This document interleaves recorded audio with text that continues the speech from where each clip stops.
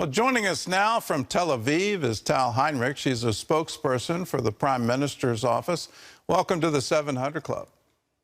Thank you, Gordon. Let's get to the hospital explosion. What appears to me is yet another blood libel.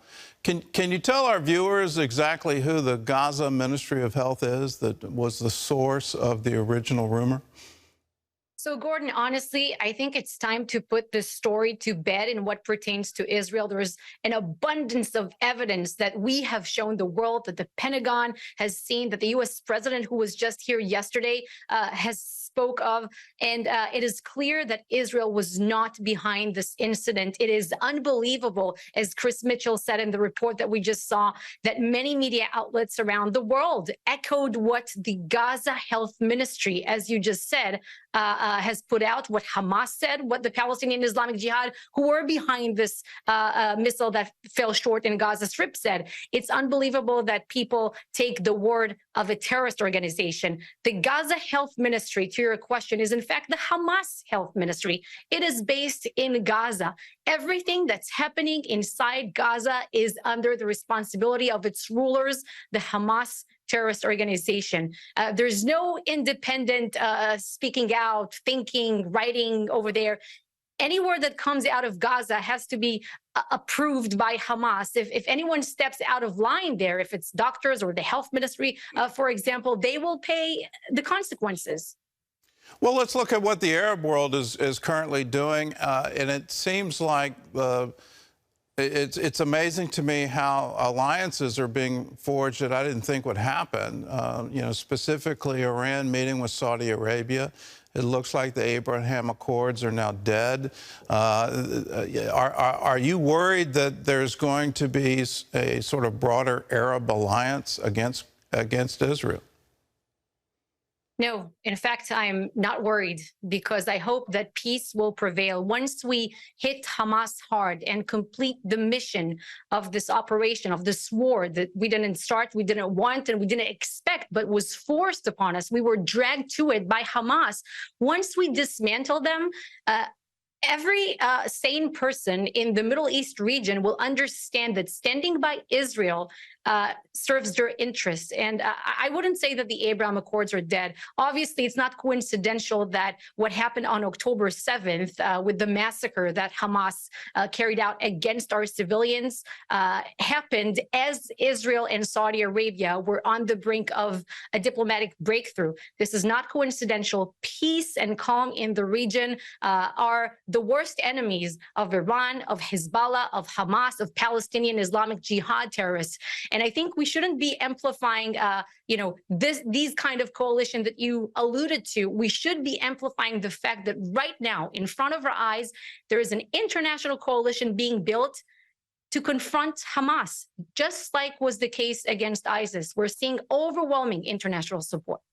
Can you tell our viewers why Egypt has a closed border with Gaza? Why Egypt really doesn't want to receive any of the Hamas terrorists?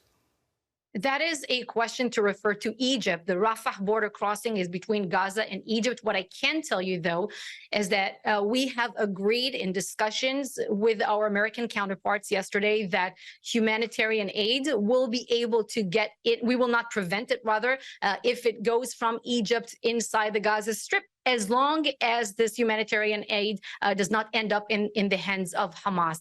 That is all I can say in that respect, because it's an issue between Egypt and Gaza. Okay. President Biden announced an enormous aid package going to Israel. What kind of aid are you going to receive, and were there any trade-offs for that? Were there any expectations in exchange for the aid? We are very grateful for any kind of support that we're receiving internationally, first and foremost from President Biden and the U.S. Congress, and the moral support that we're seeing from the American people. The bipartisan support is really incredible, and we are grateful for it. Not only the moral support, but also the material support that you're talking about.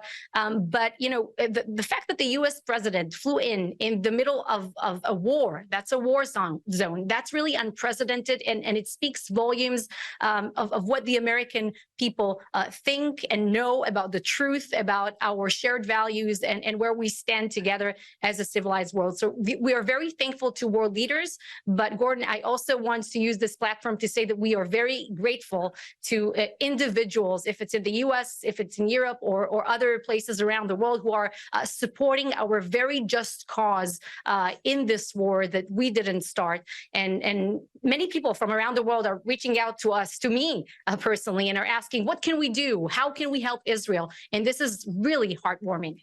Well, can you give us the answer to that? I know many of our viewers want to help. We certainly are standing with Israel in this time. It's absolutely horrific what happened.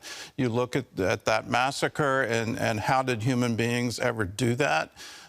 Is it time for Hamas to end? Absolutely. We are in complete agreement with you. How can we help you?